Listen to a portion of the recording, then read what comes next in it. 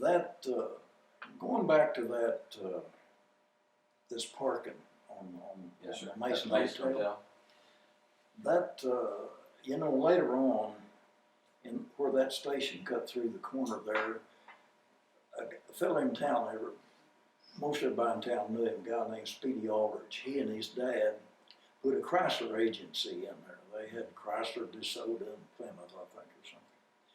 During that period of time, across the street, going west across the street, that had been old Highway 66 at that time, was a freight house over there for the railroad. They'd bring freight in and take it off the cars, put it in the freight house. Directly across the street. Directly across the railroad tracks from that was the old Bannon feed mill. And then right next to that was O.E.G. Woods Lumber Company. Correct. There was a railroad spur right between the feed mill and the railroad. It's still there. Yeah, it's the one that goes to Pixley's right That's now. correct. Yeah. Well, we was discussing earlier, that feed mill caught on fire. And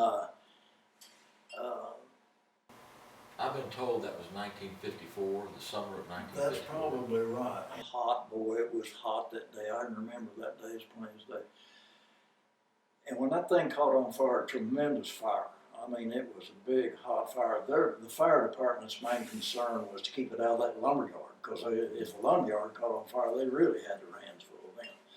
So they were working on keeping it there. Well, it jumped the railroad tracks and caught 2 railroad cars full of cotton bales on fire. Really? Yeah. That's the first time I've heard that. Is that right? Yes, sir. Well, then it jumped from that to the loading docks, and it burnt that freight house down.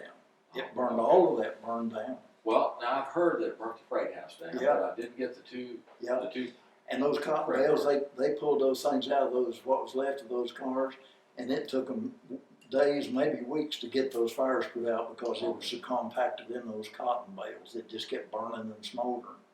But I was going to say, they did their best to try to keep it from jumping the highway, because if it ever got to the Mason Hotel, that would never stop. and it got hot enough over there to crack the windows, the plate glass windows around that car agency that Speedy and them had, because it got that close to getting that hotel on fire. And you would have been 20 years old at that time?